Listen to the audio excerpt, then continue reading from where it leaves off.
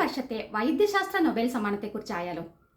നമ്മുടെ രോഗപ്രതിരോധ സംവിധാനത്തിന്റെ വിസ്മയങ്ങൾ ചുരുൾ നിവർത്തിയ 3 ഗവേഷകർക്കാണ് ഇത്തവണത്തെ വൈദ്യശാസ്ത്ര നൊബേൽ.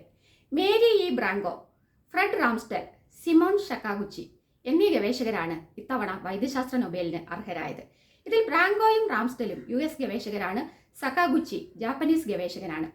പെരിഫറൽ ഇമ്മ്യൂൺ ടോളറൻസ് എന്ന രോഗപ്രതിരോധ വിസ്മയം കണ്ടുപിടിച്ചതിനാണ് ഇവരെ തേടി നൊബേൽ പുരസ്കാരം എത്തിയത്.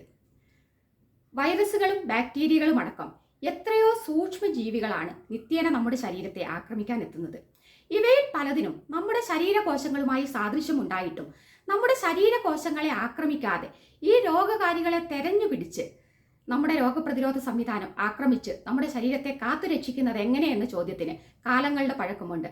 ഈ രഹസ്യങ്ങളാണ് ഈ ഗവേഷകർ ചുരുൾ നിവർത്തിയത്. ആദ്യമൊക്കെ കരുതിയിരുന്നത് അസ്ഥിമജ്ജയിൽ രൂപം കൊള്ളുന്ന T ലിംഫോസൈറ്റുകൾ തൈമസ് ഗ്രന്ഥിയിലെത്തി പൂർണ്ണ വളർച്ചയെത്തുകയും അവിടെ വെച്ച് നമ്മുടെ ശരീരകോശങ്ങളെ തന്നെ ആക്രമിക്കാൻ സാധ്യതയുള്ള കുഴപ്പക്കാരായ ലിംഫോസൈറ്റുകൾ ഒഴിവാക്കപ്പെടുകയും ചെയ്യുന്നു എന്നുള്ളതായിരുന്നു.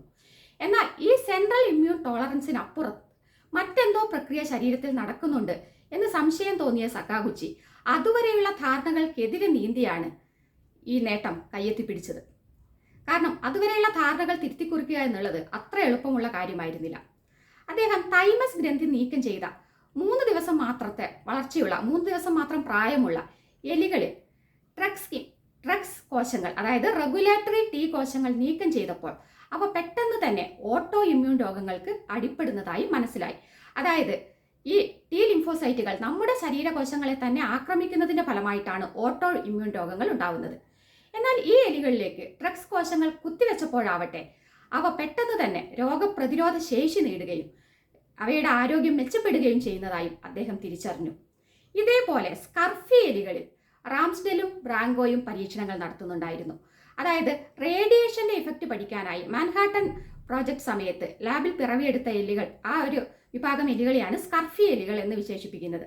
അപ്പോൾ ഇവയിൽ അവർ നടത്തിയ പരീക്ഷണങ്ങളുടെ ഫലമായി FOXP3 എന്ന് പറയുന്ന ജീനിൽ മ്യൂട്ടേഷൻ അഥവാ ഉൽപരിവർത്തനം സംഭവിച്ച സ്കർഫി എലികളിൽ പഠനങ്ങൾ നടത്തിയപ്പോൾ മനസ്സിലായത് അവ പെട്ടെന്ന് തന്നെ ഓട്ടോ ഇമ്മ്യൂൺ രോഗങ്ങൾക്ക് അടിപ്പെടുന്നു എന്നുള്ളതായിരുന്നു.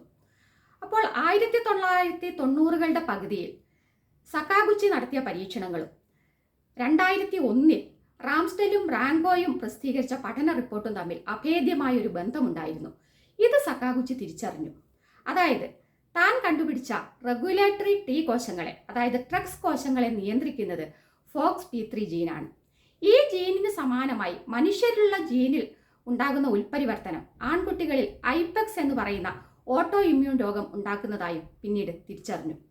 അപ്പോൾ ഈ റെഗുലേറ്ററി T കോശങ്ങളെ നിയന്ത്രിക്കുന്ന ജീനുകളെ കണ്ടെത്തിയതോടെ വൈദ്യശാസ്ത്ര രംഗത്തും ജീവശാസ്ത്ര രംഗത്തുമൊക്കെ ശാസ്ത്രകൽപ്പിത കഥകളെയും വെല്ലുന്ന സാധ്യതകളുടെ വാതായനങ്ങൾ തന്നെയാണ് തുറന്നത്. ക്യാൻസറിനും ഓട്ടോ ഇമ്മ്യൂൺ രോഗങ്ങൾക്കുമുള്ള നൂതന ചികിത്സകൾ, അതുപോലെ ശരീരം തിരസ്കരിക്കാത്ത വിധമുള്ള അവയവമാറ്റ ശസ്ത്രക്രിയകൾ, അതുപോലെ സ്റ്റെം സെൽ അതായത് വിത്തുകോശ ട്രാൻസ്പ്ലാന്റേഷനുകളിലെ സങ്കീർണതകൾ ഒഴിവാക്കൽ, ഇങ്ങനെ പെരിഫറൽ ഇമ്മ്യൂൺ ടോളറൻസ് നമുക്ക് മുന്നിൽ തുറന്നിടുന്ന സാധ്യതകൾ നിരവധിയാണ്. ഇതിൻ്റെ നൂതന സാധ്യതകളിലേക്ക് ശാസ്ത്രലോകം കണ്ടുറന്നിരിക്കുകയാണ്. എല്ലാവർക്കും നന്ദി, നമസ്കാരം.